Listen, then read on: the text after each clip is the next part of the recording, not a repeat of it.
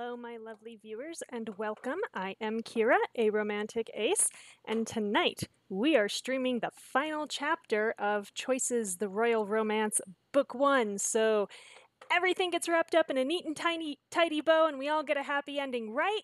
Right? There's two more books. I don't think I believe that any more than you do. Okay, hi, Bandmox. Hopefully the internet works out for you tonight. We're trying a new audio setup as well, so I'm really hoping that I got it working this time. If you haven't joined me before, welcome. I drink and I cuss. If you want to play the drinking game along with me, the rules are right here underneath the player on twitch.tv/aromanticace. I do have an inebriating beverage, which I will be partaking of tonight as we play, so that will make things more fun. And if you're not familiar with the story so far, especially since last week's VOD got cut off and I'm really not sure why, we are a New York City waitress who has been trafficked to the Western European country of Cordonia. The only thing we know is that it's somewhere in the Alps or has alpine access. Because we were a waitress who served the prince's bachelor party, except the prince doesn't know who he's marrying because in Cordonia, they pick it bachelorette style or bachelor style with like this whole social season at court. Risa, you're more than welcome to fall asleep. There will be a VOD later. I'm not worried. So yeah, we've survived a barrage of social requirements from the Cordonian nobility, and so we've made it all the way till the end. We've said goodbye to Hannah, where there was some kissing. We said goodbye to Drake, where there was no kissing. Thank God. And now the last thing that happened is we received this mysterious note. Now, Hannah received a note earlier in the night that was from her parents telling her that she needed to come home immediately after the end of the social season. So that was her note, but we have just received a note that has told us to bow out of the contention for the prince's hand. Are we gonna listen? I very much doubt it.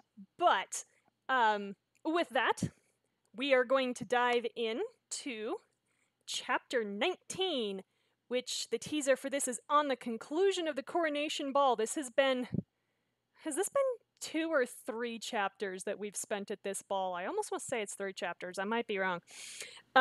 Will you win the prince's hand? Let's find out.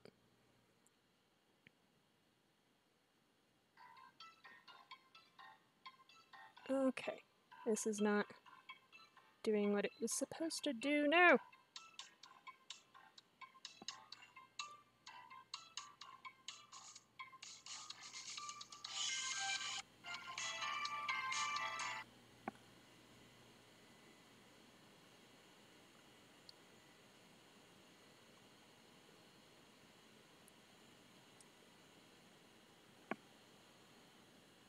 Come on, I'm not asking that much from you.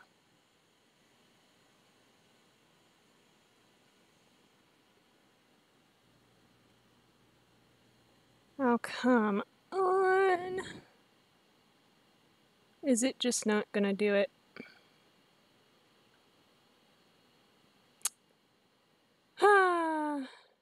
Okay, it looks like my connection and or my processor are just flat out not going to do the audio the way that they're supposed to do the audio. That's great. That's not what I want. Is there really no way that this is gonna work? Okay, fine. We're just not ever gonna get good audio out of this, I guess. I'm sorry, y'all. That's what happens when you're on a 4-year-old computer, I guess.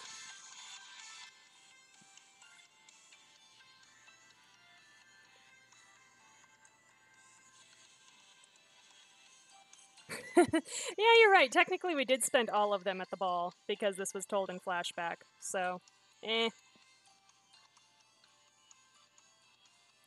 All right, so chapter 19, Long Live the King. So, if you ever want to play a different book called Rules of Engagement, this chapter does contain spoilers for that, so just be warned of that. I have not played that book, so I don't know what spoilers they are, but... Alright, so we stare at this letter we've received for a moment, stunned. Huh? We're so perplexed. Compose yourself, Lady Kira. We're in public. Okay, because that matters. Oh, of course. Sure. All right. Are you okay? What does it say? You hold out the letter to Maxwell. Bertrand looks over his shoulder to read it. Lady Kira, the prince will never be yours, and you will never be queen. Leave court now. Sounds like someone wants me out of the way. Yes, indeed it does, doesn't it? That's why they said leave court now. How dare anyone send a letter like this to a member of our house? Okay. Alright, cool. It's probably, so we can say, a jealous suitor trying to intimidate me, or someone plotting against me. I feel like someone plotting against me is the most reasonable answer here, because it's actually going to be true no matter what. I wonder what this person has planned. Hopefully not murder, because I'm just going to say we have Hannah in our back pocket, and also Bertrand, who may or may not be the Cordonian killer. So, yeah.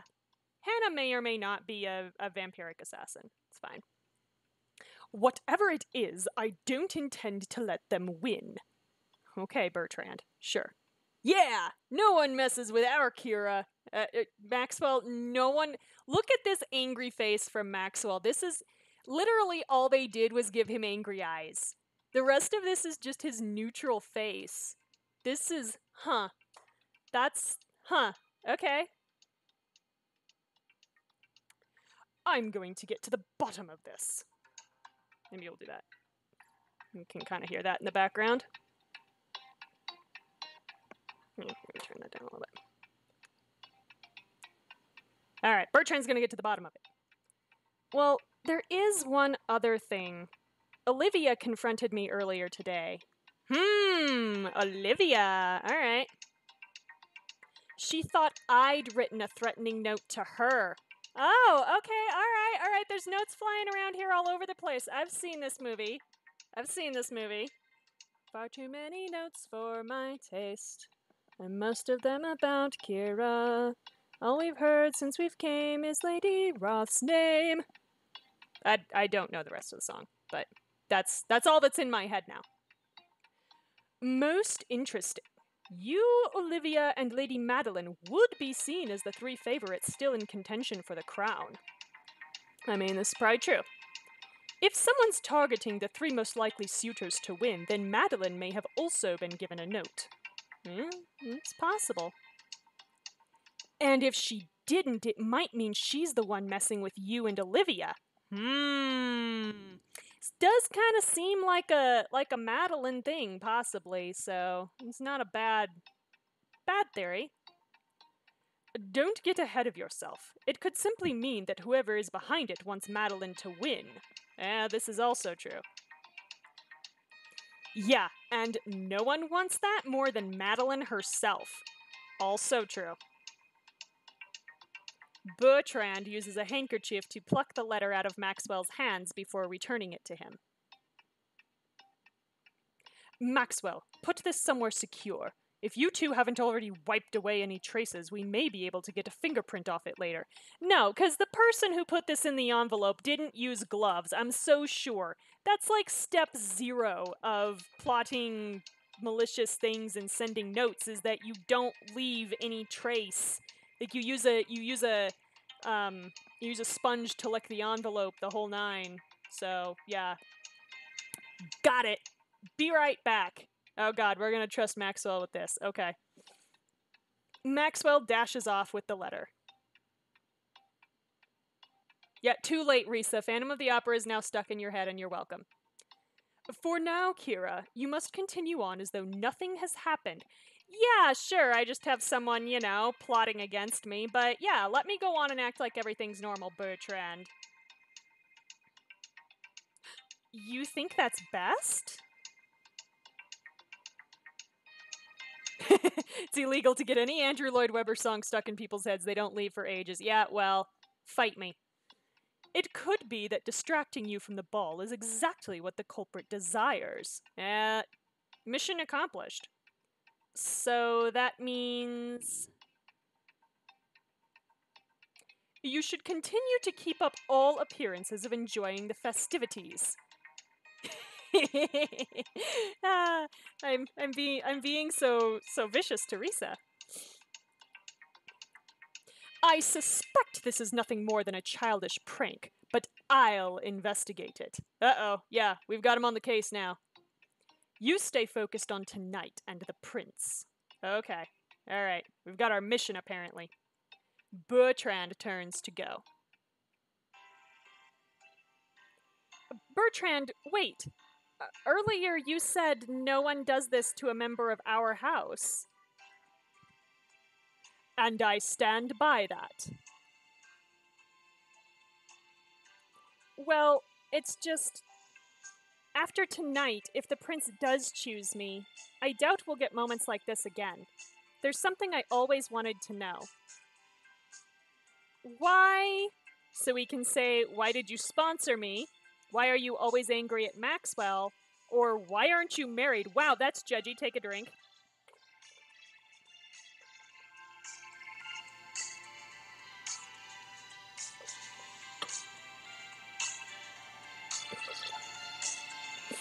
Okay, so... Do we want to pry? Or do we just want to be like... I mean, like, we know why he sponsored us. Basically because Maxwell said that we had a chance of winning. Why are you always angry at Maxwell? I do want to know this. Why are you always angry at Maxwell? He lacks discipline and responsibility. As a Beaumont, he should know better, but he refuses to behave. That does sound like Maxwell. If he corrected his behavior, there'd be no cause for my ire. Alright, so blaming him for your problems, that's great. I'm surprised you haven't thrown him out on the street. Do I look like the type of person to disown my brother? I don't know, are you? Like, damn. Kinda. Wow, judgy, take a drink.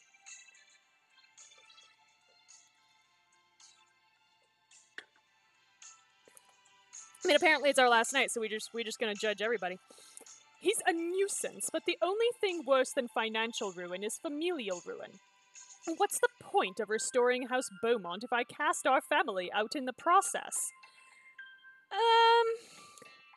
Okay, like, I kind of want to say that's nice and, like, sweet and whatever, but also, like, Bertrand, you're talking about just, like, throwing, just blaming your brother for your problems, which is not cool. So, yeah. Yeah. I'm not a fan of that, personally. You know, call me crazy. But, I'm gonna see here. What? Messing with a couple things on the back end. See if I can do this. Get rid of that. Alright. Alright, okay. That seems to be peaking well. Alright. Cool, sorry. Fiddling with stuff. Alright. Besides, Maxwell wouldn't last a fortnight without me. Alright, that's nice. God. Bertrand, such a, supportive brother. He's a good guy, and all grown up. He can take care of himself better than you think. Well, this is probably very true. Perhaps, but he'll always be my little brother. So in a way, I don't think I'll ever feel like I can stop looking out for him. Ugh. Okay, yeah. Oh, he's my brother, and I just no. I'm not a fan of this attitude of like I have to hover over you for the rest of your life because I care about you. Let's just not. Aw, that's actually touching. Is it though? Or is it just like controlling and creepy? Because I kind of find it controlling and creepy myself. Yes, well, don't tell him that. Now, are we done with the questions? This is a valid thing to ask. Well, one more.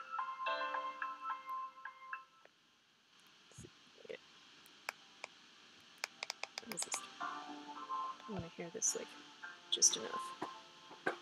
Maybe. I don't know.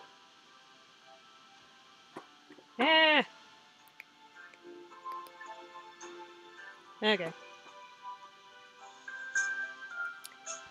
Alright, we have one more question, apparently.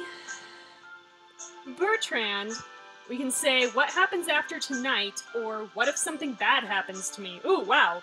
Wow, we're I mean, okay. Getting a little anxious here, although this is probably exactly what I would ask. So, yeah, what if something bad happens to me? You're a member of House Beaumont now. I'll be damned if I let anything happen to you. Will you? Oh, Lord. Besides, you're only steps away from becoming the Queen of Cordonia. Alright, cool. And once you have that title and Prince Shamar protecting you, you'll be beyond anyone's reach. I don't know, Shamar's kind of a pushover. I feel like we're still going to be protecting ourselves, but, you know, we are going to at least have, you know, some semblance of power with which to protect ourselves, so that's good, I guess. If you do manage to pull this off, I'm actually looking forward to seeing how you'll do as queen. Cool, I guess. Bertrand, we can say, I hope I don't disappoint you as royalty, or you'll finally have to bow to me. No, I hope I don't disappoint you as royalty. As queen, my disappointment will be the least of your worries. Yeah, fact. I mean, unless you decide to kill us. I still value your opinion. Well then, as long as you're willing to help out your sponsor every now and then, you'll stave off the worst of my disappointment. Thanks, I think. I'll be there for you when I can. Okay, cool. That's a nice sentiment. House Beaumont will be in your debt. Alright. Sure, buddy.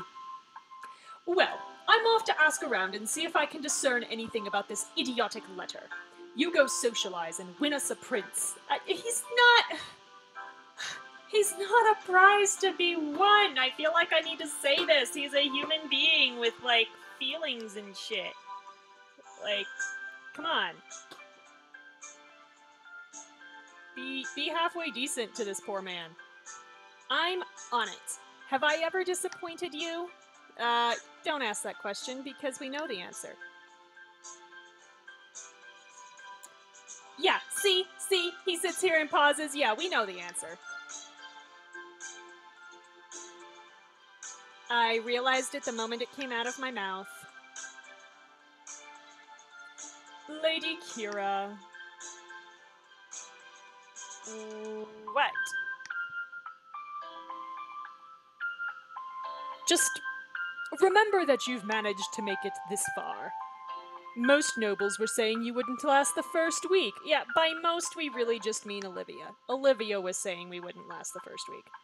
You've proven them wrong so far. What's a little more? The rest of my life as queen is not a little more. Bertrand bows to you and heads off into the crowd. The, crowd that's assembled here that we can see. That was unusually kind of Bertrand. Now, I suppose I should mingle. Must we, though? You search the room, but you don't spot any of your friends. Then you feel a tap on your shoulder. Hey, I'm back! Hi, Maxwell! Oh! You okay? Maxwell looks so worried. Yeah, this whole letter thing is just a little weird. Yeah, well, so will be the guy who, disappears down the trapdoor after threatening you all with a cheap masquerade costume on, so, You look like you could use a break. How about we get out of here for a little while and get some fresh air? Oh no, do we have to say goodbye to Maxwell now? But Bertrand told us to stay and socialize. I know, but it's more important that you're in the right frame of mind for tonight. You mean not panicking over this note that we've been sent? Yeah, that'd be nice. Besides, we'll stay close. What do you say? It might be the last time we'll really get to hang out before you become queen and all. Oh, don't do that. So as you can guess, I'm a sucker, and I bought this last time, so let's take a break with Maxwell. Yeah, let's take a break. We've been doing nothing but take breaks all evening, frankly. All right! Oh, God. We're gonna have to shoot an apple off someone's head, aren't we? Maxwell leads you out to the grand staircase. You both climb to the middle landing and sit. So if this is where we smooched Hannah earlier. Taking a moment, you look back to the ballroom, scanning over the platform where the coronation announcement will be held. That's where the magic will happen. It's amazing to think how far you've come. Who'd have thought I would be standing here on the eve of potentially being selected as Cordonia's future queen? I mean, mostly you're asking that you would be here to be selected as Cordonia's future queen, so, I don't know, this is weirdly phrased, because, of course you'll be here on the eve of being elected future queen if you're going to, if there's a I don't know. This is weirdly phrased. I do not like. I did. You've got to believe in the person you're sponsoring. Well, that's fair, I guess. Of course, you called it. You know I did. Though, I have to admit, you've changed a bit since I first saw you in New York. Yeah, I'm not waiting tables anymore. I feel we can say like a changed person or not all that different.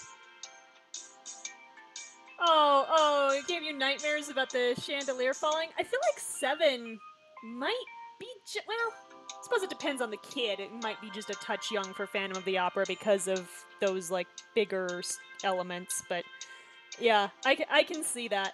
I saw the residential show in Las Vegas at the Venetian where the theater is built for that. And so they have a chandelier that will drop partway down toward the audience at the end of that act. And it was really funny because I knew it was coming because I'd looked up the show and we ended up right on the edge of the drop zone. And I think they even they warn you that it'll kind of come down towards you. And it was still funny to watch people duck because it wasn't even, to me, that convincing. It was probably cooler if you weren't sitting in the drop zone, actually, because you could see it without having to know you needed to look up. So, of course, all they did was just drop it 5 feet and then the lights cut out. But yeah, you're you're watching all these people duck and you're like, calm down. Calm down there. It's okay. I'm going to say not all that different. It doesn't really seem like we've changed a lot. I'm still the adorable, talented Prince Charmer that you found in New York. I mean, it's probably true. I think you've kept the good parts while developing some new skills. This is true. We apparently know how to do dressage now and sail a yacht. Yeah, no. You look like a natural at court now. You'll manage fine without us. Not that I was ever very much help. I don't want to be hard on you, Maxwell, but no, you weren't much help. I wish we could have showered you with gifts and dresses and jewelry. I mean, I guess it would have been helpful, but not all that much. One of the wealthier houses could have. Dude, calm down. I did just fine without that. You would have deserved it. Aw, that's kind of sweet. Maxwell, we can say a little more help would have been nice, or I'm not some spoiled noble who can't take care of herself. It's kind of judgy.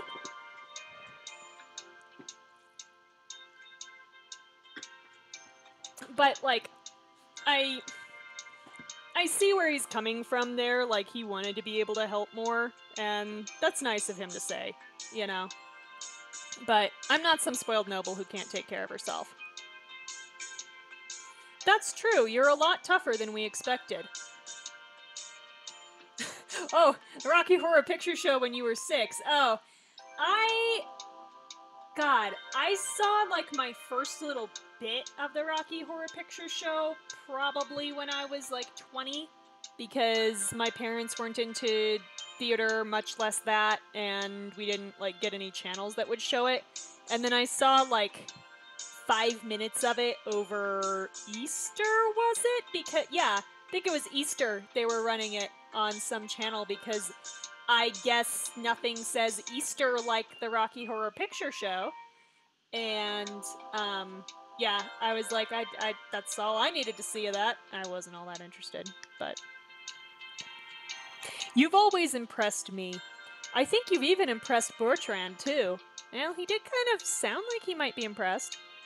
It's strange to think that soon you'll be queen, and Bertrand and I will go back to being Duke Ramsford and his handsome brother. Oh, God. Gross. Gross. Will you two be okay? Your finances weren't looking great, and that was before the social season. Ooh, that's maybe not our business. Is that our business? I know we're part of the house now, but... With our #1 winning lady as queen, we'll be fine. Every house will be clamoring to pay their respects to us. Not to mention the sweet business deals that'll come with it. They're gonna get endorsements. I'm trying to think of what Maxwell will probably endorse, like energy drinks or something, like Red Bull, the official energy drink of House Beaumont. No, that's exactly what's gonna happen. That's exactly what's gonna happen. Do you need to party all night to get your candidate elected queen, or, named as queen? You need 5-hour energy. Yeah, no, that's happening. The Beaumont name will be restored to its former glory. Bertrand can take a breather. Hell, maybe even a vacation. Oh, don't strain yourself. So we can say, I'll have to pay a royal visit, don't forget to write, or I want to put you in charge of all my parties. Maxwell,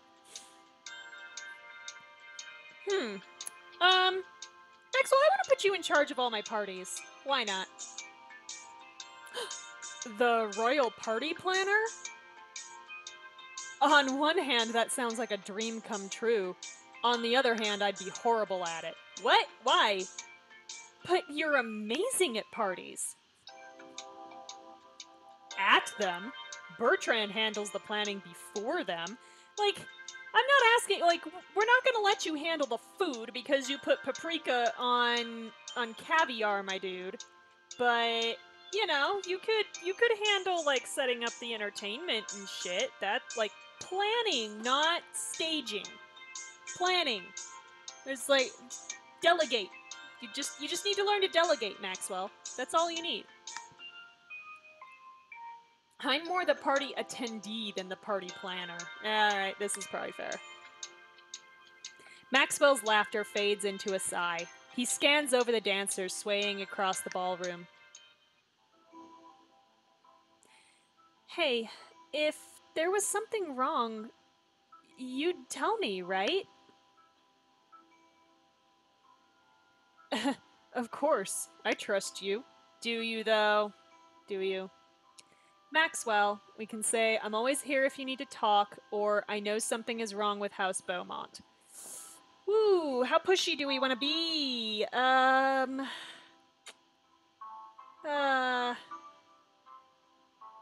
Like, Maxwell's not gonna talk about this of his own accord. This is true. But also, like, this really isn't our business.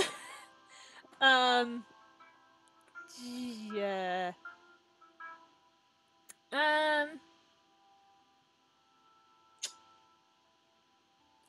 I'm always here if you need to talk. Just, yeah, keep it low key. It's my duty as your fellow house member. I'm sorry, but this honestly sounds like we're both in Gryffindor or something. It's appreciated, but there's nothing to worry about. That means there's something to worry about. It just seems like there are a lot of secrets in House Beaumont. Yeah, I guess I can see how it'd seem that way. Yeah, caviar with paprika. Bertrand's been through a lot. And you? I guess I've been through it too, but Bertrand takes this stuff a lot harder than I do. I'm sorry to hear about your mom. What? Do we know what happened to their mom? Is that a thing that we know? I don't... I'm forgetting. It was a long time ago. I just think we all kind of tried to deal with it in our own ways, and Bertrand's was to shut everyone out. Aw. I mean, it's kind of typical. It's been really nice having a lady in House Beaumont again. By the way, what happened to your dad? Like, okay, I guess something happened to your mom, but what happened to your dad? Like, we're all about missing moms in this series, but yeah, nobody's talking about what happened to the original Duke Ramsford. So, I think you've actually gotten Bertrand to open up a little. Whoa, what? This is Bertrand opening up? Heh, you can imagine what he's like normally. Oh, I shudder to think. Yeah, holy crap. I'll really miss having you as part of our house, you know. Aww.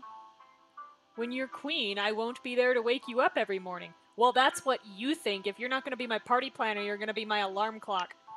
No more dragging you around to put on dresses, and I clicked too fast, so... Yeah, no... No more invading my personal life, I guess. We can say, I'll miss you. Can't I decree a position for that? Or good riddance. Can't I decree a position for that? Royal alarm clock, yes! Called it. Or shopping assistant? Yeah, you'll have new people to disturb your sleep and recommend dresses for you. Yeah, but what if I don't want new people? What if I don't like meeting new people? Unless you mean a position specifically for someone with a judging stare, I'm sure you could create that. Oh, I'm sure we could. A person who has to stand behind the Emperor and whisper, remember that you're mortal. Though you may never find someone as good as Bertrand. His eyebrows are like weapons. Yes, it is. Maxwell rubs the stair banisters. Before the announcement, let's do one last wild thing. Uh-oh. What do you have in mind, Maxwell? Such as... These railings happen to look perfect for sliding. Sliding. Maxwell, we can say, let's do it, or I'll cheer you on. Hell no, let's do it. We need to time it so we reach the bottom at the same time. And then we strike a pose. Oh god. Okay, here we go. Let's do it. On 3. 1, 2, 3. You and Maxwell slide down the railings together. Alright, we're causing trouble now. Woo! Yeah! See, this is why I wore the slinky dress. You both jump off at the bottom and strike a pose. See, I actually can't do this. I don't know how people manage this without, like, hurting themselves. We look so badass right now. Okay, sure. This room doesn't know what hit him. This room that is completely empty, somehow.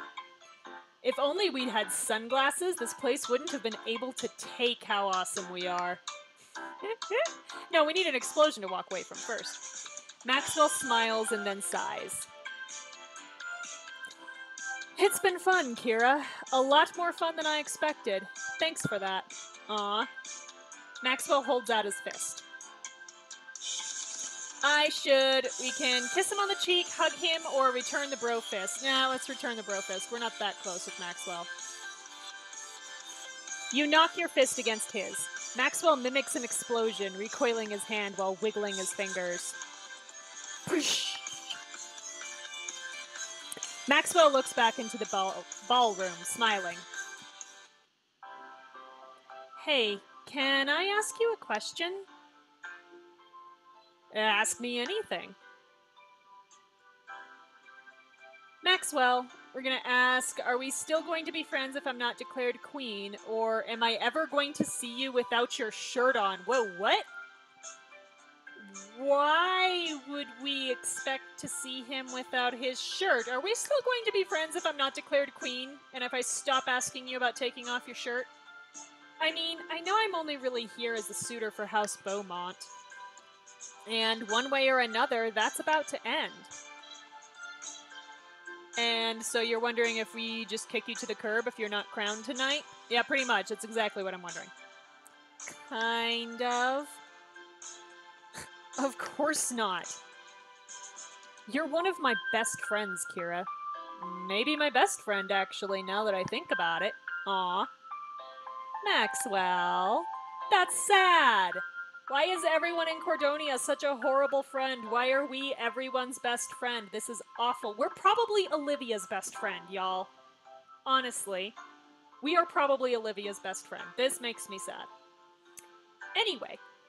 What I mean is, of course, Bertrand and I really, really, really hope you become queen. I mean, I think Bertrand might murder me if you don't. I knew it! I knew it. We called it, y'all. Called it, y'all. He is the Cordonia killer. We all knew it. But as far as I'm concerned, win or lose, you're still part of House Beaumont. And I'd never just kick you out of our lives. Aw, that's nice. Maxwell leans back against the wall and runs his fingers through his hair, looking away from you. Aww.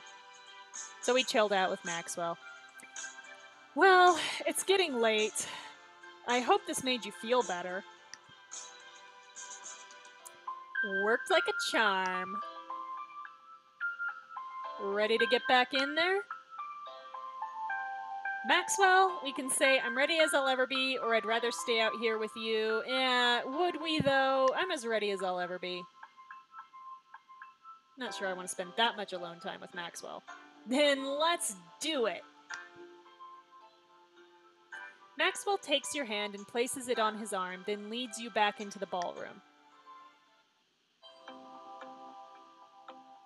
Upon returning to the ballroom, a roguishly handsome man approaches you and Maxwell. Wait, what? Who are you? Hello, my lady, Lord Maxwell. Who are you? Leo! Who the hell is Leo? The two exchange a brief hug. Where have you been? Oh, you know how it is. One moment you're off wandering Grecian ruins, then you end up on a cruise in the Mediterranean. But that's a story for another time. Is it? Is it, Leo? Who the hell are you? It's a pleasure to meet you. Your Grace? Good guess. Please, just Leo. Okay, Mr. White Bowtie. Leo, so we can say, why no title, or are you an old friend of Maxwell's? Leo, why no title? Everyone here has a title. Even Drake is Lord Grumps-a-lot. What makes us think that he really, like, knows who Drake is. I guess he's friends with Maxwell, but... Ah, yes, it sounds like Drake hasn't changed at all. I gave up all my titles when I abdicated. Oh! Okay. Abdicated? So remember, that must mean you're... Remember how we had to have all those convoluted deaths and disappearances because, Shamar is not white, but his father is? Yeah, this is also how we get around the fact that they couldn't be bothered to have a different model for, his older brother. Yeah. Leo's the former crown prince of Cordonia and half-brother to our beloved Prince Shamar. Yeah. Can't be bothered to put that in, so we're gonna put in this whole convoluted backstory instead. Okay. I'm surprised you didn't lead with that. Are you, though? Again, my choice of avatar for the prince is making this more interesting every time. It's better if people don't know. Yeah, right. Like, people honest... Like, okay, if Prince William were to abdicate right now, Prince William of Britain, of the UK, were to abdicate right now, do you honestly think people would forget what he looks like? No. No, they would not. They absolutely would not. So, yeah, this, like, oh, I'm doing this for anonymity? No, not happening. It's better if people don't know. I want others to care about my former title as much as I do, which is not at all.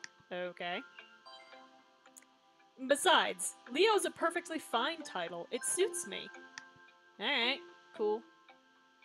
So, we can say, why did you abdicate, or why did you come back? Let's not be prying into people's pasts. Why did you come back? I may not have liked my title, but I love my brother. I'm here for him. Yeah, as he's dating your ex-fiancé, which is weird. My father thought my presence would reinforce my support for Shamar taking the crown. This is probably true. Also, what is going on with the shading on his face? It looks like he's kind of got, like, really thin lips on the right and, like, really full lips on the left. The shadowing there is really odd. It looks like two different faces got, like, smushed together. And I'm, like, the Phantom of the Opera vibes are doing nothing but get stronger here, y'all. And plus, I couldn't let him get engaged without me. Okay. Just then, Madeline walks up and joins the circle. Remember, Madeline was originally engaged to Prince Leo, so this is awkward. Leo, darling, how fortunate you found the time to join us. Madeline, you know I wouldn't miss my brother's coronation. Oh, okay. Can I, like, not be standing here? I'm glad there remain a few sentiments that'll make you return to court. Ugh. Just please let me leave. Your brother will be elated to know that you're watching him choose Cordonia's future queen. And this is gonna be so awkward, Madeline, if it's you. So, like, what the hell? Ew, ew, ew, get me out of this situation. I heard you're one of the potential brides again. Cordonia has lovingly granted me another chance to be her queen. Okay, please spare me. Maxwell elbows you and whispers, hey, this could be your chance to see if Madeline got a note. I mean, she might not tell you, but you could ask. She could also just lie. Hey, Madeline. So we can say, have you received any correspondence tonight? Are you trying to scare me off? Or, I know you sent me and Olivia threatening letters. Ooh, whoa, that's, let's not go there just yet. Take a drink, cause that's jumping the gun a little.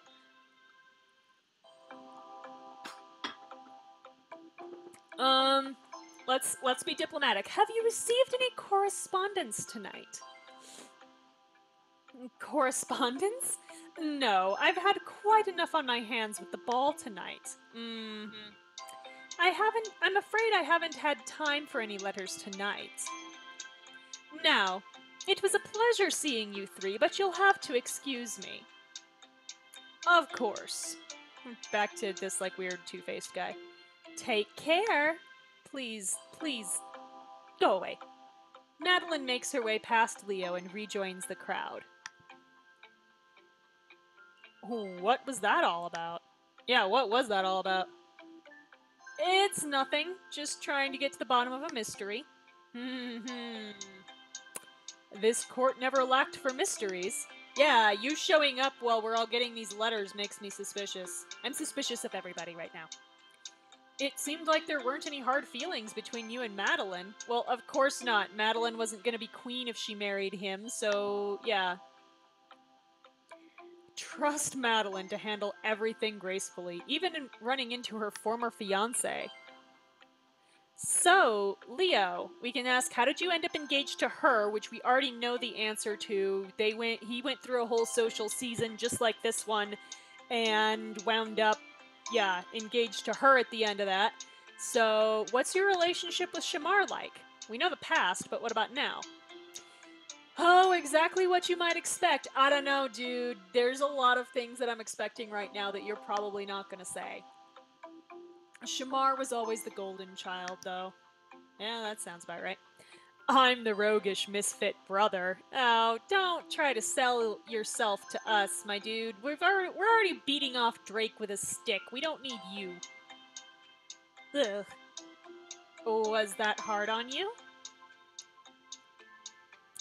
Nah, I've always known where I stand. Okay, sure.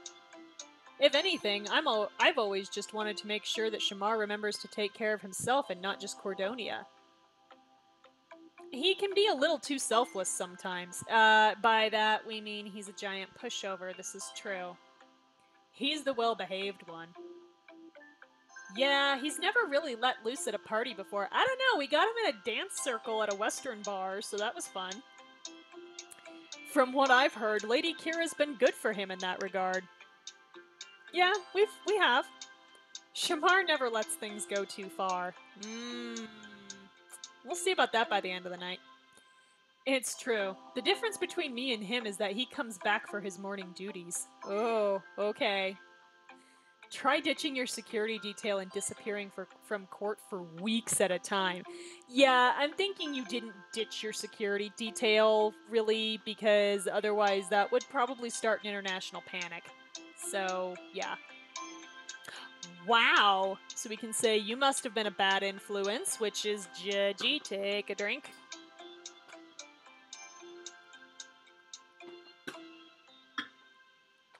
How did you manage that? Or, I wish Shamar was... Excuse me. I wish Shamar was more like that. Both of those other two are kind of bad. How did you manage that? A prince sneaking away for a week sounds a little far-fetched. If you find Bastien, he has some good stories to share about hunting me down. The time he scaled a dormant volcano is particularly good. I'm trying to figure out if that's a reference to another game. Except that volcano wasn't dormant, so I guess not. He... what? Let's just say that I really put him through his paces. I'm sure his assignment to Shamar has been a walk in the park for him. In truth, I couldn't have asked for a better brother. It's fitting he's the one to take over the throne. I would have been downright irresponsible, and quite frankly, it's better for everyone this way. Cordonia will be well served by him. We're lucky to have him. And hopefully he's lucky enough to have you. Whoa, that's presumptuous. You've talked to us for like 5 minutes, and now you hope we marry your brother. Okay. Sure. That's awesome. How kind of you to say. Yeah, I'm not convinced. I can see what he sees in you. Well, we can say, let's hope it's enough, or thank you. Well, thank you. Let's be diplomatic here. No, thank you for being there for my brother when I wasn't. Yeah, whose fault is that, Leo? Huh, Leo? What are you telling Lady Kira about me now? Nothing too embarrassing, I hope. Good things only, brother. Truthfully, there's not much else, or there's nothing else to tell that you know about. Leo claps Shamar on the back and pulls him into an embrace. To be perfectly honest, if we want crazy stories about Shamar, we probably have to ask Drake. It's been far too long. If I could see you without all of this... Leo gestures to the ballroom and the nobles. Wow, so Leo's kind of a judgy asshole. This is awesome. Trust me, I'd be home a lot more often, little brother. Yeah, my family isn't important enough for me to, like, can't you just show up on a weekend or something? Like, God, dude. Jeez, okay. Just know that you're more than welcome to drop in, or more than welcome any time you'd like to drop in. You always know how to make me feel at home. But as happy as I am to see you, now that you've got a rare moment to yourself, I want to make sure you're putting your time to its best use. Huh? What's that mean?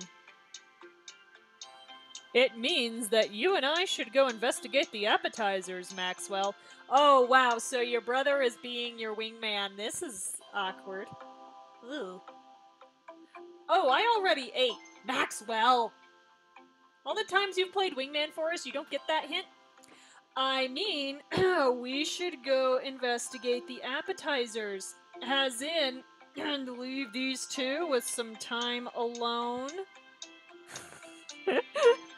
Oh, right. Well, I can always eat more. There you go, Maxwell. Perfect. Lady Kira, it was my profound pleasure to meet you. Okay. Shamar, I'm sorry, this is creepy from our potential future brother-in-law. I'm not liking this vibe. Love you too, big brother. No. Please go away. Leo claps Shamar on the shoulder and then walks off with Maxwell. Shamar turns to you, smiling. And so, Lady Kira, we find ourselves alone together. So it would seem. I'm sorry I had to cut our conversation short earlier. It's been a busy night for you, I'm sure. And yet, the only person I've been thinking about all night is you. Shamar, you wanted to talk? I want to be alone with you. Oh, ooh. There are things I need to tell you, but it's more than that. What now? Oh? Yes, I want to do more than talk. Oh, okay. Sure. The truth is, Lady Kira, I'm done waiting. Waiting for what? I want you. Oh, God. Oh, okay. Alright. Shamar, you literally just said that in the middle of this ballroom where anyone could hear you. I feel like this was not a good move. Especially when I'm getting threatening notes. Are we not going to tell him this, by the way, that we're getting notes that are like, hey, you should leave because you're never going to be queen? I feel like this is something he should know. Like, oh God. If you feel the same way, that is. Oh, do I? Oh no. Okay, oh God. Alright. I'll slip outside, and you can meet me in the middle of the hedge maze if you can. Whoa, so our options are... Get it on in the middle of the hedge maze. This is all... It's coming full circle.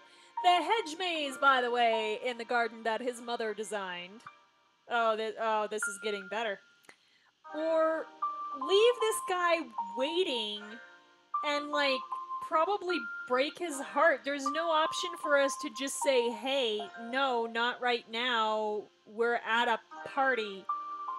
and like important stuff is happening. This is not the moment. Because this is not the moment. This is not appropriate. Oh. Okay, I get why they wanted to save this for the last chapter, because, like, I don't know, I guess it's more romantic that way, but, ugh. Ugh. Okay. This is your last chance to have a moment alone with Prince Shamar in this book. Oh. Oh. Okay,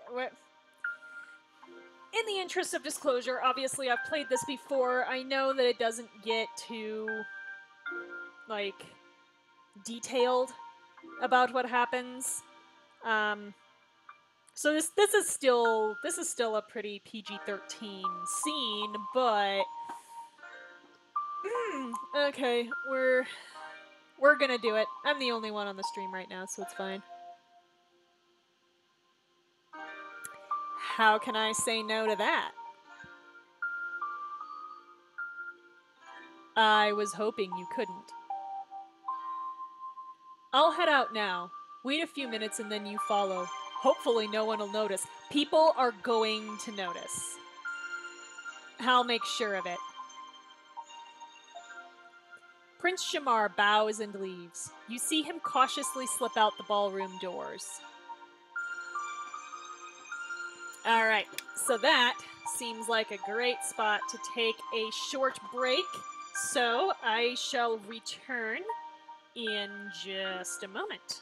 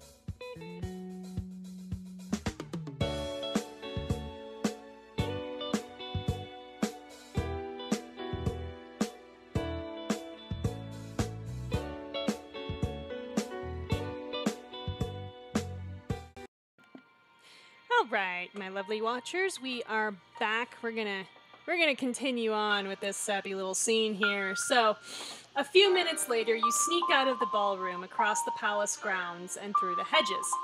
You find Shamar waiting for you at the center.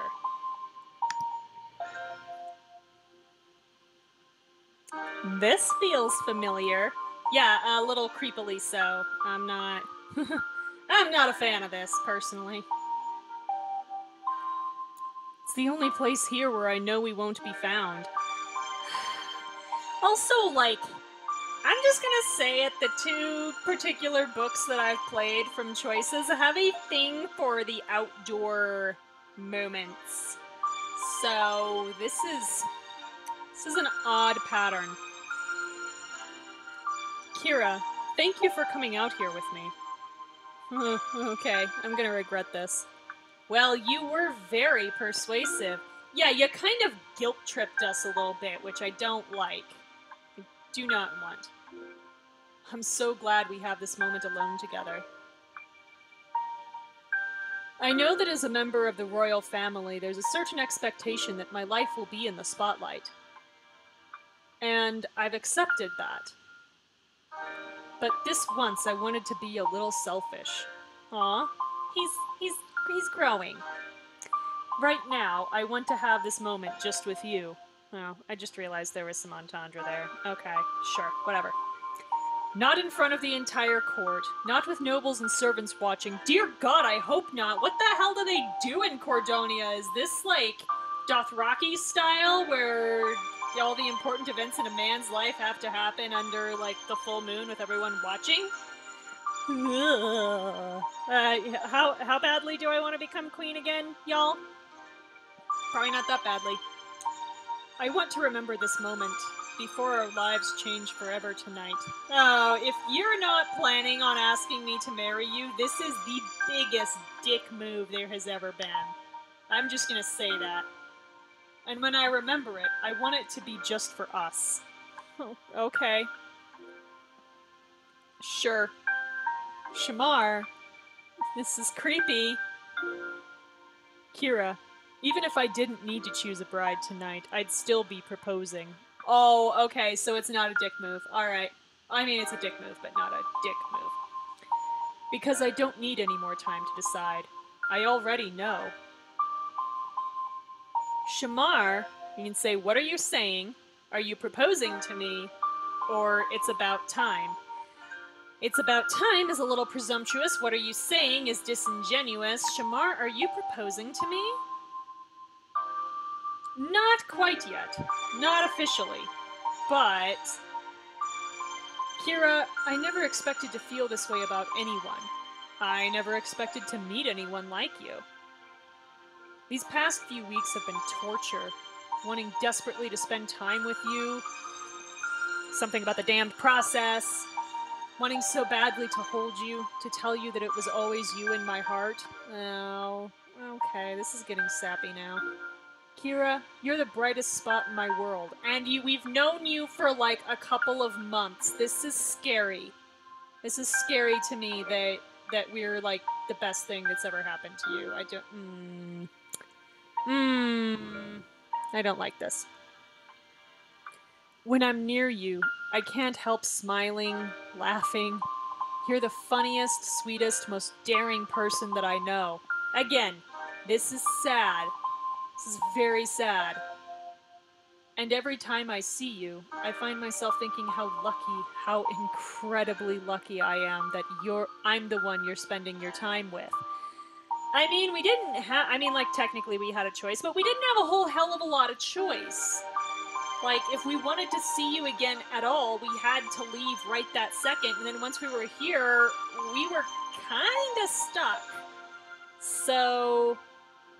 I realize that, like, this is the great romantic moment, you know, the confession, the declaration, the grand romantic gesture, but they always, like, most of these, really all of these that I've seen so far tend to come off really ham-handed and kinda just weird, and... yeah, this is not an exception. This still feels weird. This still feels really weird. Ever since my brother abdicated, I was worried about finding a woman who would be worthy of being the Queen of Cordonia.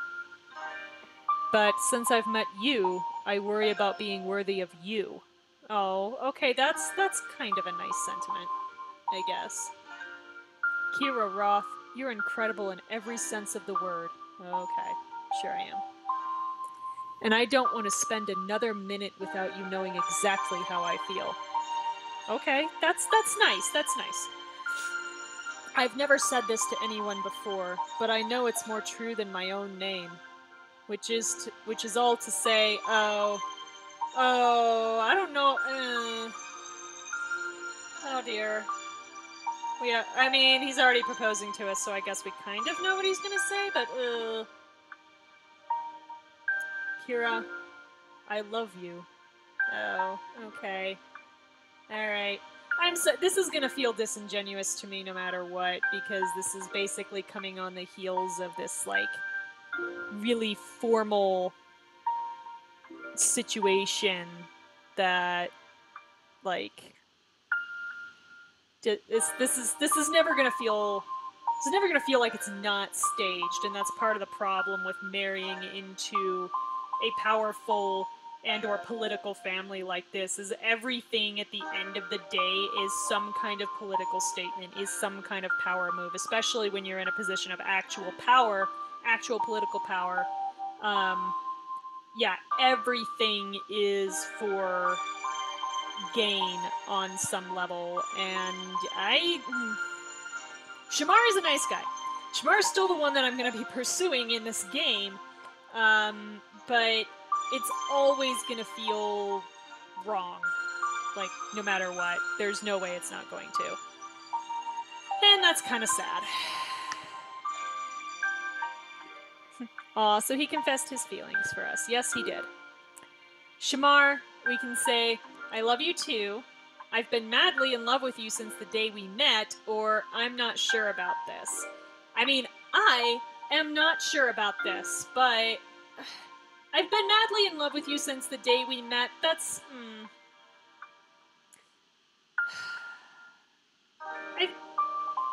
the cynic in me says that's not a real thing. The romantic in me, you know, the one who writes these stories, says that, yeah, sure, that can be a thing.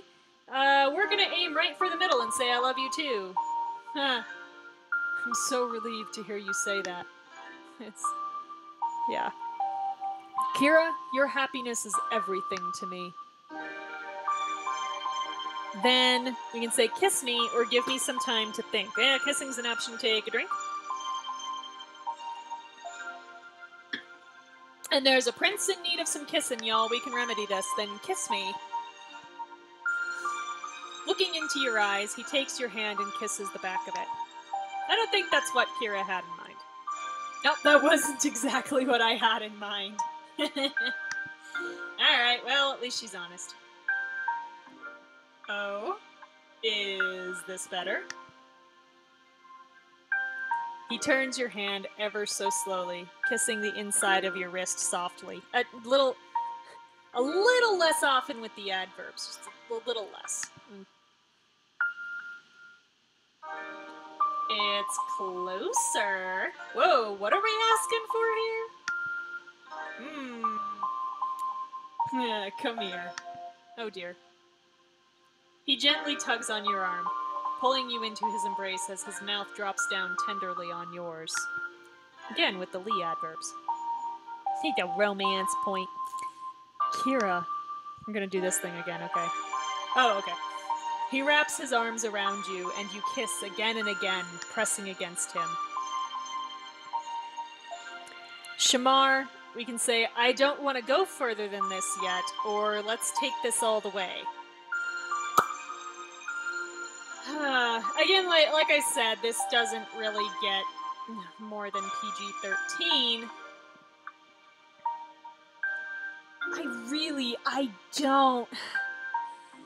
I don't like the idea of doing that here in this situation. Oh god, this rails against, like, everything. We know he's cool with it because he's literally said, you know, he doesn't want to wait anymore, that he wants us, that this is why he, like, wants us out here. But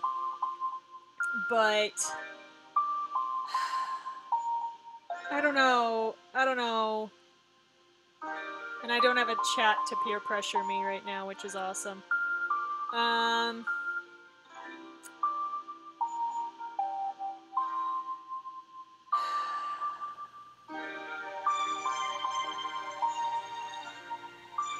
You got the sappy music getting to me too, which is awesome.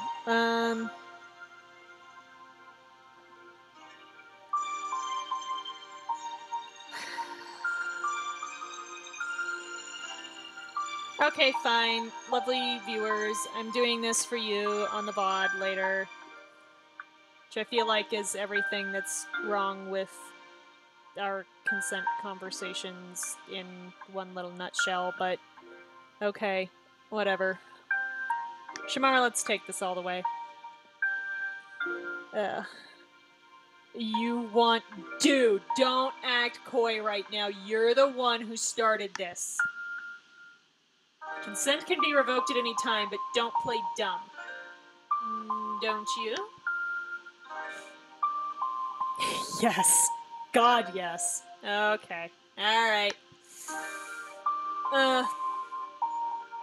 You come together, and he drops a kiss to your shoulder as he undresses you, his own heat warming your body against the night breeze. It is gonna get chilly, and there's gonna be, like, dirt stains and grass stains. Like, it'd be nicer if they were showing a pathway that was actually grass, because that would be, like, a little bit better, I think, than a dirt path that, yeah, you guys are gonna get all dirty. Ugh. Why would you do this? Kira, you're so beautiful. We haven't even taken our clothes off yet. Oh, okay, it's coming. Your clothes slip down, and you step forward to tug his blazer off, hands pushing at his shirt and pants. Whoa, that was quick. Also, where was this bra under that dress again? Y'all, at least show us in a strapless bra. You don't look half bad yourself. Cheeky as ever. Cheeky? That, kind of out of left field there. You pull him down on top of you, laying on the soft grass. Okay, so we're not seeing grass, but there is grass. Alright, I'm more comfortable with this now, which is not saying a lot. He swallows hard as his eyes meet yours. Oh my dude, have you never done this before? I've thought a lot about this moment. Have you never done this before? Oh my boy. Aww. Well, you can say so have I or I haven't. Oh wow. Oh no. Wait, we're here, y'all. We got it. Well, so have I. Don't pull that one on the poor guy. I'm dreaming about it really and how it might be. Sure. She has. I haven't. Any thoughts? I want it, you can say sweet and slow or fast and hot. I don't know. He's kind of acting like he hasn't done this before. So, I want it sweet and slow. It's easier that way. I couldn't imagine it any other way. Couldn't you, though? I like that this isn't the really sleazy music. This is kind of nice, mellow music. He kisses you, his lips brushing against your neck, then moving down to nuzzle the valley between your breasts. So we can say breasts. Breasts are a thing. Every part of you is amazing. You've only gotten to my boobs, dude. There's a lot more parts. He lavishes attention on your chest, running his hands between your legs. You arch in pleasure against him, your breath coming short. Your breath coming short. Okay, that was odd phrasing. Your eyes closing. Oh, Shamar. I don't know if that's how she's supposed to say it. That's how I'm saying it. Kira. Stop saying each other's names. No one does this. He moves up, touching his forehead to yours. I love you. And I want you. It does not feel natural. Then take me. Take me now, sub-creature. He kisses you deeply as he lowers you down, the two of you moving in perfect sync. Don't. Oh, you and the prince made love in the gardens. Oh, don't call it that. Ooh. Big mood killer. Okay. Shamar. I'm not gonna, yeah. Sometime later, when you've both caught your breath. Alright. Shamar stands, extending a hand to you to help you to your feet. You both get dressed. I hope that we either used protection or that we're at least on birth control, because otherwise this could cause quite a scandal in about 10 months. I wish we could stay out here all night, but... No, we should go in and figure out how the hell my bra straps work. It's a big night for you. For both of us now. Yeah. Get cleaned up, brush all the dirt and grass off of you, fix your hair. Our hair's all messed up. Like, he's fine. We've gotta, like, rearrange and shit. This is problematic. You smooth down your clothes and pat at your hair. So this is why I picked, like, kind of an easy hairstyle. You can kind of just comb that back out. Hey, how do I look? Like a princess. or someone who's about to be one. That is not what I meant, dude. I mean, we need to look like nothing has happened, so you need to make sure that my hair's not sticking up in the back, that there's no grass or dirt or leaves or bugs or anything on me, that my dress is laying properly, that, you know, I have all my jewelry. No, you have a job right now, dude, and you need to help. You need to help me with that.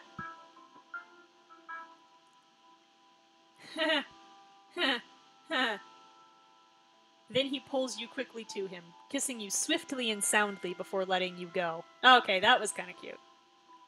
Shall we? Shamar, we need to say, wait, I need to tell you that I received a threatening letter, or let's go back to the ballroom. No, this is something he needs to know. Wait, I need to tell you that I received a threatening letter.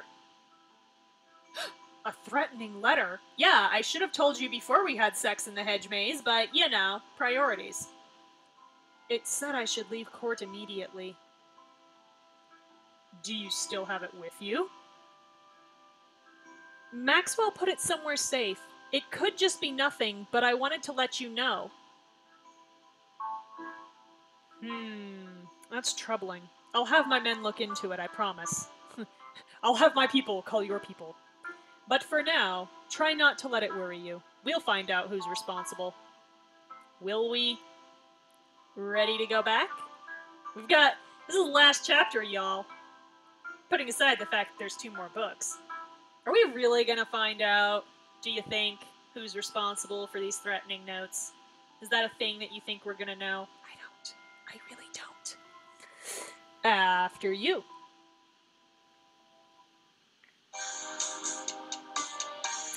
Prince Shamar enters the ballroom a few minutes before you do. When you finally run inside, you nearly run into Shamar and Olivia in the middle of a conversation. I have to go. So soon? But we're about to start the speeches. No, see, this is where I feel like we probably should have said that Olivia also received a threatening note, because that then demonstrates a pattern that should be a more immediate concern and would make this make more sense to Shamar. Like, I realize that kind of like if Olivia wanted people to know, like if she wanted Shamar to know, she'd probably tell him, but no, this is a thing where you just tell people. Like, this is the shit that's going down. So. You don't understand. I'm withdrawing officially from this social season. Why, Olivia? Why are you withdrawing? I don't know if you were planning to propose to me. I don't know if I ever even had a chance. But it doesn't matter now. I'm resigning from this. Immediately. Yeah, Shamar! Like, here's where we also can probably guess that Shamar's not actually that smart, because he knows we received a letter telling us to leave. Hey, I wonder why Olivia might be leaving. But Olivia, why? He starts to reach out to her when Bastien appears at his side. And I know they mean that he walked up, but since, you know, we've got vampires and serial killers and this may be the court of the Fae, I'm just gonna say that he actually poofed into existence like a genie. I hate to interrupt, sir, but it's time. Your father requests you go to him. It's okay, Shamar. I'm leaving. Right now.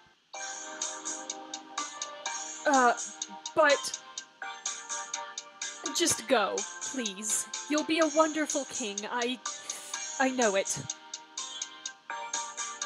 As the concerned prince is escorted away by Bastien, Olivia turns and shoves you aside, tears running down her face. Aww. Like, this was really important to Olivia, so I feel a little bad, especially knowing that she's withdrawing not on her own terms. If she were withdrawing on her own terms, if she was honestly just throwing a fit, I wouldn't feel bad, but we know that she's being bullied out, and that's not okay. Like, we have actually worked really hard not to bully her, so... Out of my way! I mean, bitchy, but... Olivia, you can say, are you okay? It's not like you to give up, or good riddance. Are you okay? Olivia, are you okay? Like you'd really care. Woman! Not everyone is as mean as you. Olivia's face crumbles as more tears flow. She runs through the door without looking back. I should, so we can follow her and learn what happened, or let her go. We're gonna follow her and learn what happened. You run out of the palace after Olivia.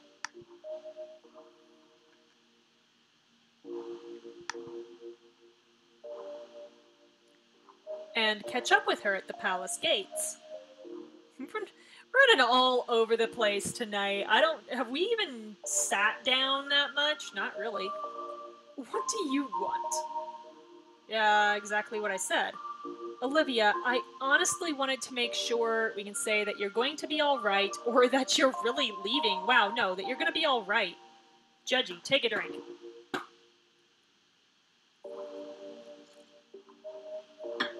Trying to get her to tell us things. Oh!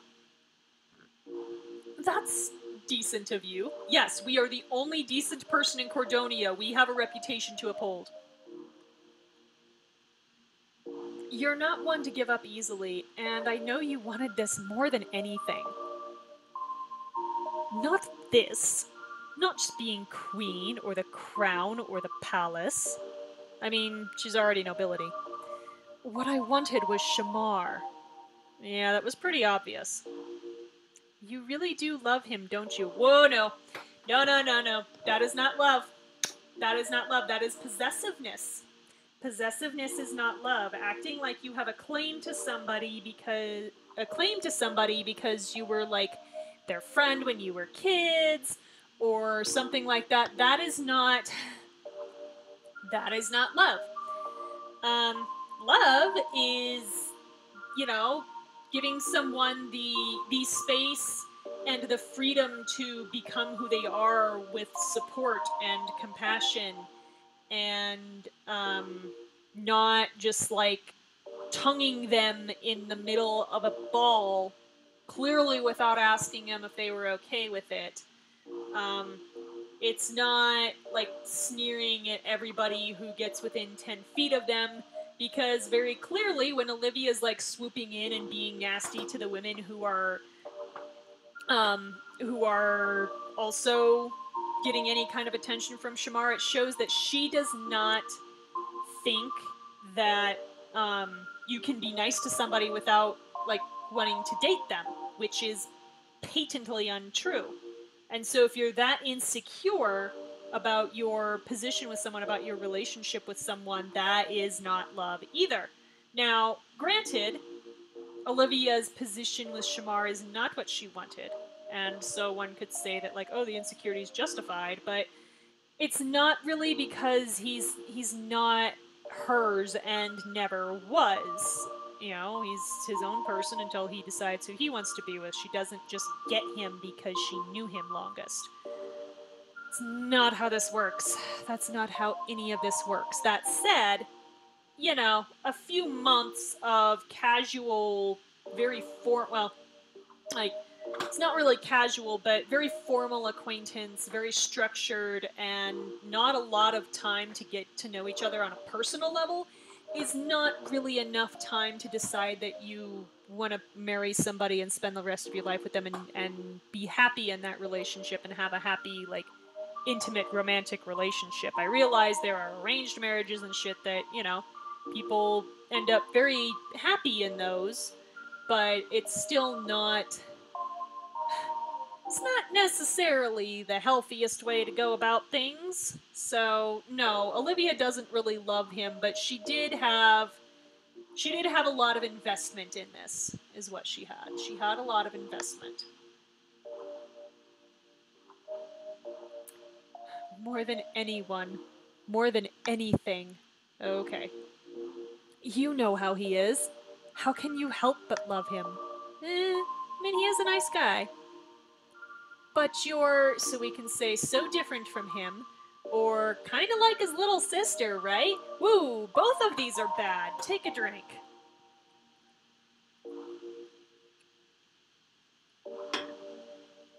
Neither of these are appropriate. But, like, Accusing her of being like family and then dating him, I feel like is worse, but you're so different from him. Exactly. I know I'm a terrible person. Then maybe you could just, like, not be a terrible person, Olivia. Have you thought of that possibility? That's why I know Prince Shamar is so special. He's not like me. He's not like most of the people here. Yeah, everyone in Cordonia is a bunch of assholes. We get it. Shamar cares about everyone. I don't know how he does it so genuinely. It must be exhausting. It kind of is. So if you're so in love with him, what happened that made you decide to leave? We know she got a note. Olivia frowns and looks down at a crumpled piece of paper in her hand. I'm being blackmailed. Ooh. Earlier tonight, I got a message warning me to leave the coronation ball and withdraw from the prince's consideration. I figured it was some dumb prank by you or one of the others. But then they sent this. Ooh, so she... Alright, so this escalates. Olivia holds up a familiar-looking note, which we are going to glance at. Is it signed OG? It says it's my last chance to leave before they revealed the truth about my parents. Woo! The truth about your parents? I'd heard they both died in a political assassination. According to the note in the documents it came with, my parents, they were traitors. Ooh, okay. A sob escapes Olivia. And it'd be pretty devastating, yeah. I should give Olivia a hug or give her a handkerchief. I don't know. Are we there? Are we in hug territory? Are we just an affectionate person? Maybe we're just an affectionate person. Let's give Olivia a hug. You reach out and embrace Olivia. She winces, but then you feel her soften and lean her head on your shoulder as she sobs. Poor thing. I can't imagine what you're going through. This does not excuse your behavior, Olivia. You just happen to be relatable right now. Don't even bother trying. I wouldn't even wish this on you. Wow. I mean, thanks? Sort of, but also ouch. Olivia looks down at the papers in her hand and begins ripping them to shreds. No, woman, that's evidence! What are you doing? What are you doing? Apparently it was a rebellion they were plotting. An assassination so they could step in and claim the throne. Whoa. That sounds... Huh. Like, do people still do this in countries with established monarchies? Like, does... Like, I don't know. This sounds kind of far-fetched to me. But anyway. They didn't die protecting Cordonia or serving the crown, as I'd always been told. They died trying to overthrow the king. They died because they wanted more power and were willing to risk everything to get it. Even their lives. Never mind that they had a child to think of. I'll never forgive them for this. Never. See, yeah, that's again, this is not sounding very likely, honestly. It doesn't matter whether it's true or not. If this gets out into the public, it's not going to matter. People are going to take it, they're going to run with it, they're going to do whatever it is they're going to do. We know this. But as far as, like, this being actually true, I don't know, I have my doubts. I have serious doubts here. It's too convenient, is the thing. I feel so foolish to not have known the truth for so long. Okay, you were like, what, 6 when they died? How the hell were you supposed to know this? That's not fair. But everyone was told the same story. Another thing that I have the king to thank for, I suppose. I don't know why he did it. Maybe a small mercy for the surviving daughter of a once great house. Or because it's the truth. Because, yeah. I guarantee you, if the royal family had any idea that that was how Olivia's parents died, they would not have had Olivia in the house. That would have been too big a scandal. They might have, like, provided for her out of, like, charity, but they sure as hell wouldn't have had her in the house. because people would have found out. So the fact that this has stayed buried for 20-some years, and the fact that that she was welcomed into the royal household, yeah, I'm finding this story less plausible all the time. Maybe because revealing the plot would have been worse for Cordonia's stability than covering it up. Again, this shit comes out, so I suppose I'll never know why they fed me the lie they did, why they let the world go on believing my parents were upstanding nobles. In any case, someone found out. Olivia finishes ripping up the paper and wads it into a ball. I didn't want to believe it, but there was proof along with the instructions to withdraw. Okay, sure. And if I didn't withdraw, every tabloid would run the story by the end of the night. Yep, there's the problem. It doesn't matter whether it's real once the tabloids get a hold of it. The daughter of traitors would never be allowed to stay in Cordonia, let alone marry the prince and rule. Damn fact. Why are we letting a random American do it then? So now do you see? I had no choice. At least this way I can salvage my family's reputation. It's fair. Even if it is a lie. Aw. Olivia, so we can say, I'm so sorry, or we've got to figure out who did this. I think I'm so sorry is going to come off a little disingenuous because we've been rivals for so long. So let's team up. Let's show some solidarity. We've got to figure out who did this. Believe me, Kira, on my list of people I'm going to take revenge against, this blackmailer just jumped to the top. Ooh, does she have a list that she recites to herself at night while she's changing faces? I'm down for this. And it's a long list. Yeah, I imagine we're on it too, so let's keep that blackmailer up there for a while. But I will find out who is responsible. I am a Navrakis, after all. Navrakis? I don't know. Whatever that means now. Well, apparently it means you're the daughter of political saboteurs, so, you know, your plans for vengeance are getting a lot more reasonable. I always thought my parents died heroes. You know what, Kira? It's probably better that I'm leaving. I've always known that Prince Shamar deserved better than me. Oh, okay. I just thought I might still somehow end up with him if I wanted it the most. Or you could have just been a better person, Olivia.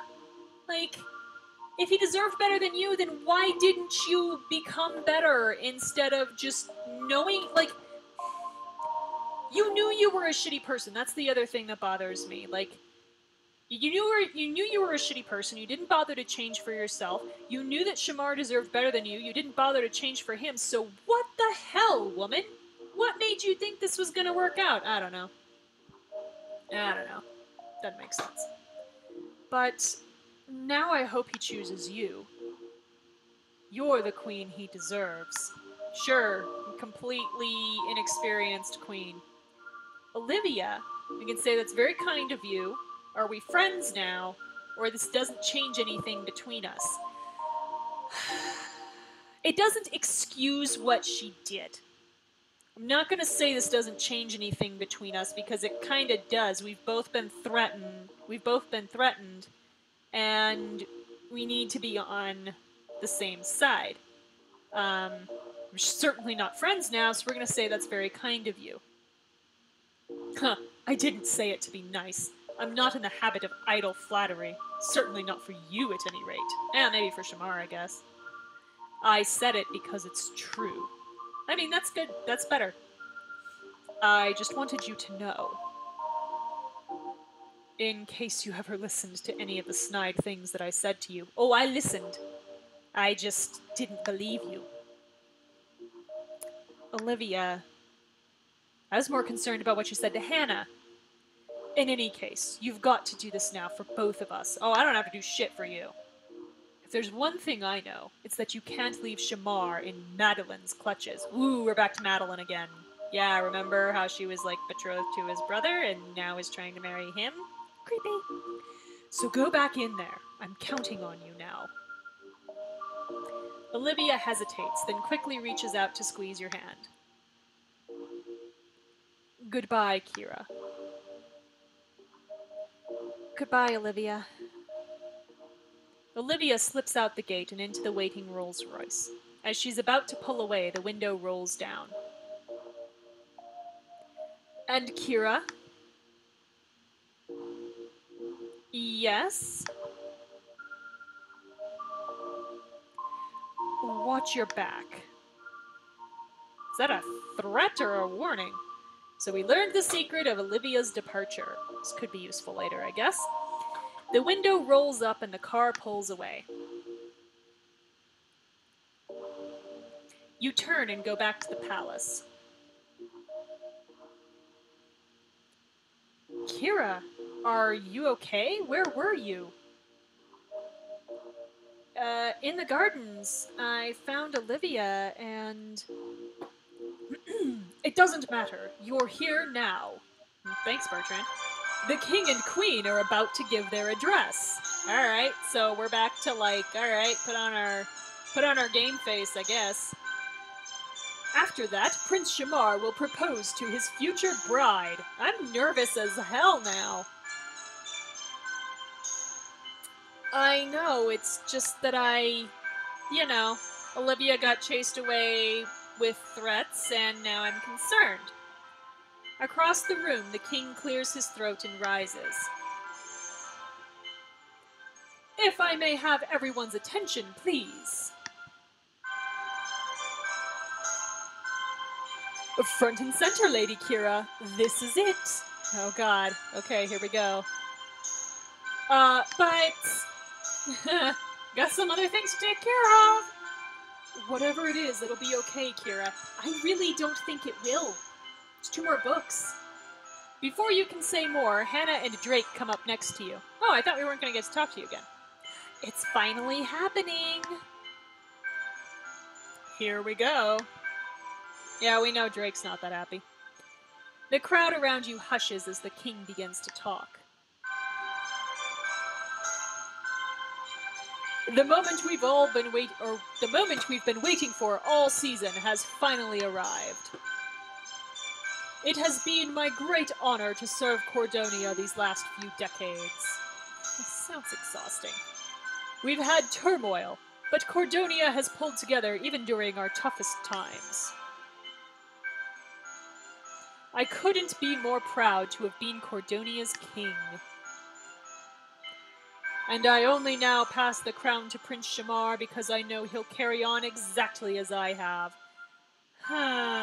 Exactly as you have is not necessarily a good thing. The world changes, my dude. I couldn't ask for a better successor. Father? It's true. I love your brother, but you will be the king that Cordonia needs. Reliable, steady, wise, just. Though you weren't born to be my successor, it feels as though this outcome was inevitable. Shamar, you are every bit the king I'd always hoped you'd be. Today, I pass the royal signet ring to you. Cordonia is yours, my son. That's it? You just give him the ring and he's king? This sounds... okay. Sure. I should blow Shamar a kiss or cheer at the top of my lungs. Ugh. Cheer at the top of my lungs. I still feel like blowing him a kiss is too presumptuous. Let's hear it for Shamar! Lady Kira, compose yourself. Yeah, well, my other option was to... I guess that counts as kissing as an option, so take a drink.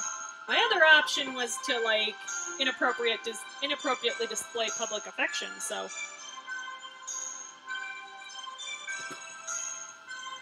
Also, Olivia sneered at us, a couple times during that speech, so just take a gulp.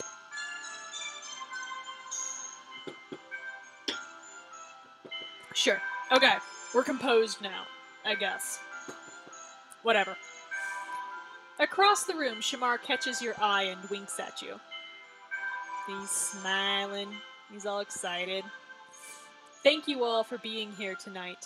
This is an incredible honor and a responsibility that I don't take lightly.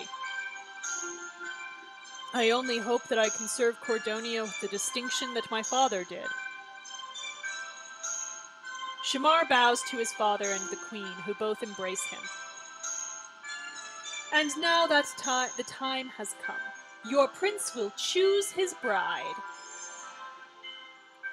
First, let us thank you all for spending the social season with us. And particularly for all of the young ladies, thank you for your time.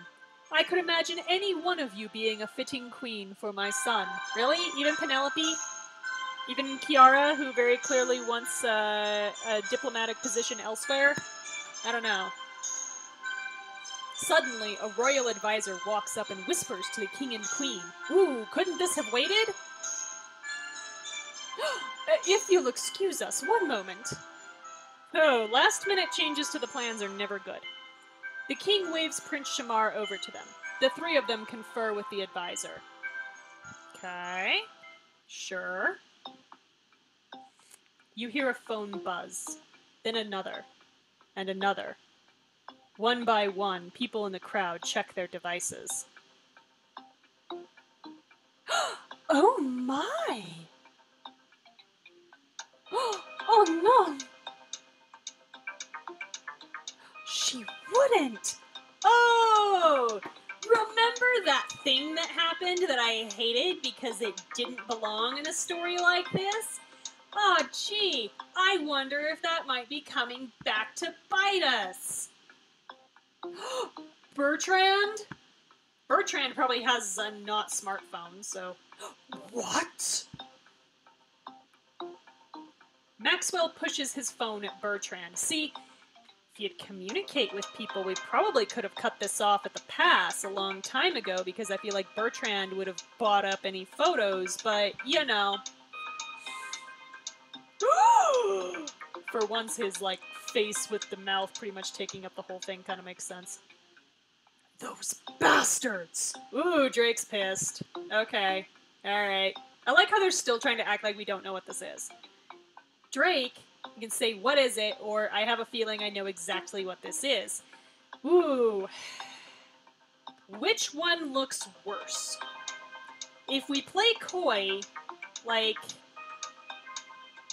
They basically are. They're going to find out that we know eventually. But if we admit openly that we think we know exactly what this is, without being able to explain anything, I think that's going to maybe look worse in the long run. Because we didn't tell anybody. Like, all this took was just telling somebody. But we didn't. The only person who ever knew was Drake, which is stupid. So, we're gonna play coy. Drake, what is it?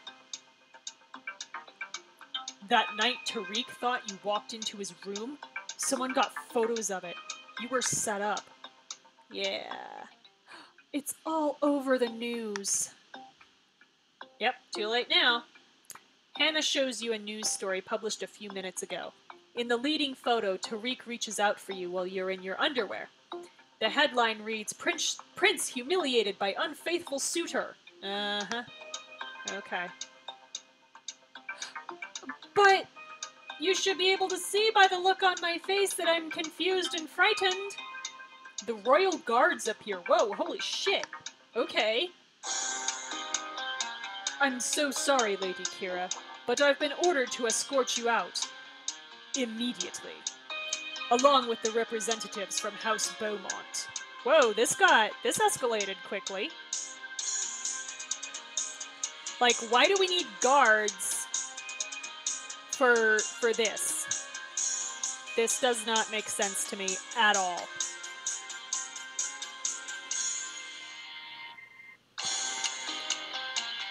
This is absurd. It is absurd. Thank you, Bertrand.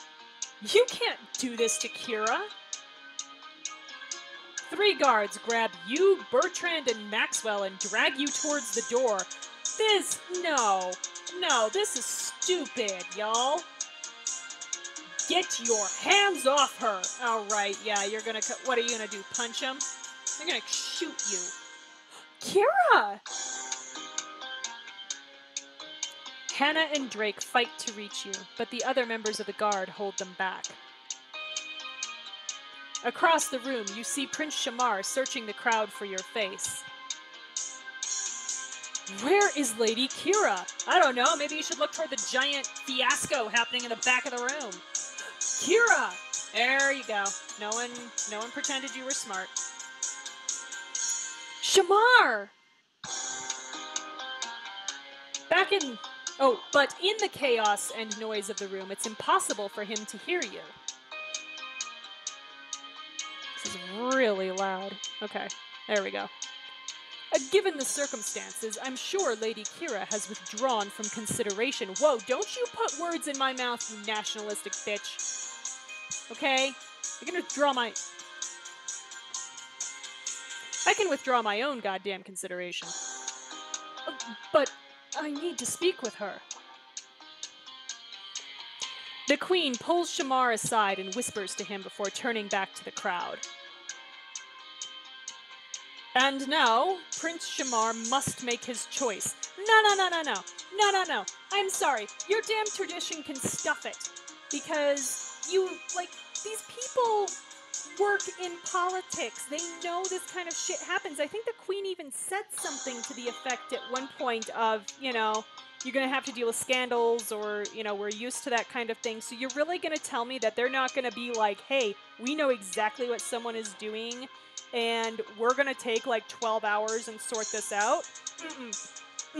I'm not buying it. I am not buying this for a hot second. No, I don't. There is no must. There is no must make this choice when something like this has happened.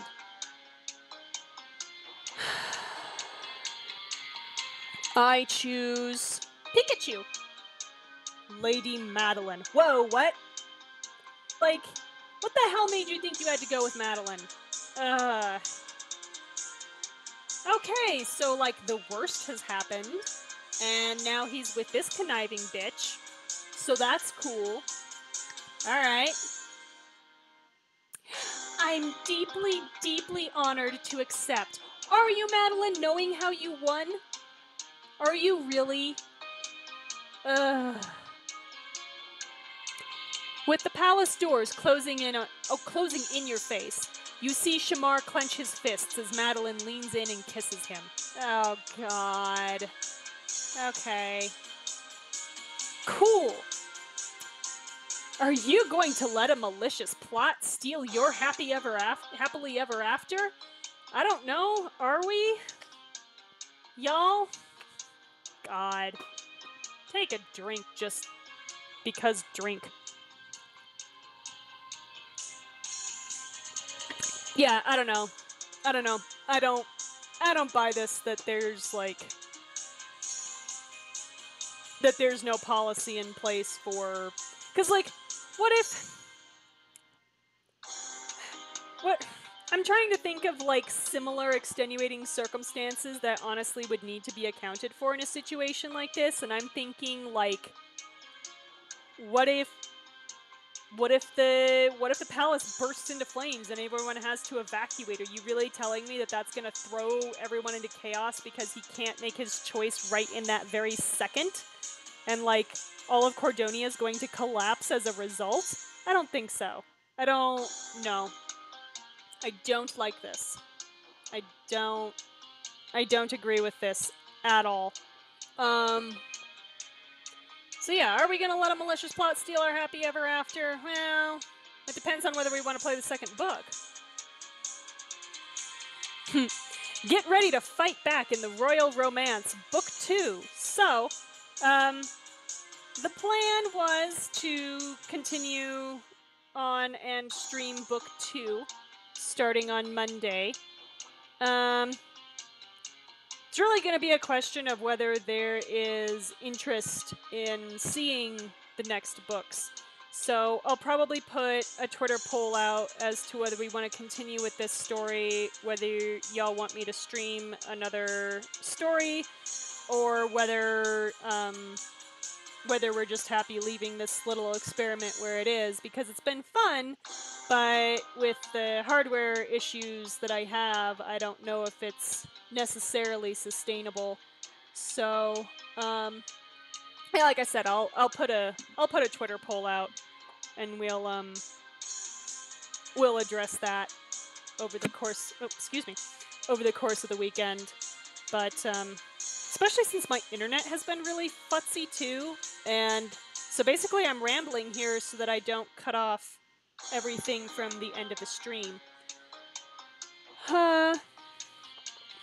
Like yeah, even tonight my internal audio, like my microphone is going hinky and the whole nine. So so yeah.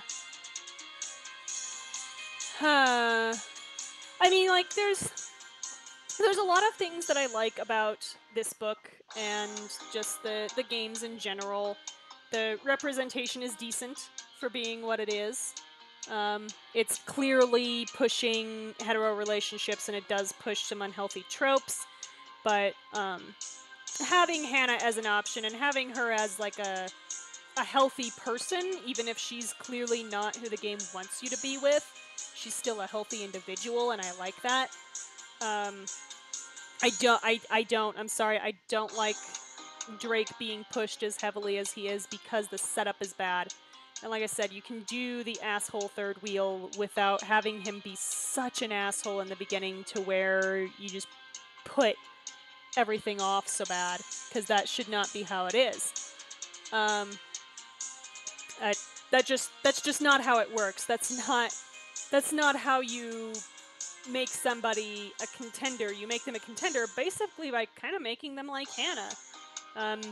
I realize that she's basically just the mirror image of Shamar, and so that's why we have her characterized that way, but you could still have Drake as the Lancer without him having to be a total asshole. So, yeah, I don't really like that. Olivia's a decent enough rival. She's a decent enough foil that I don't hate her existence. I don't like her as like a person.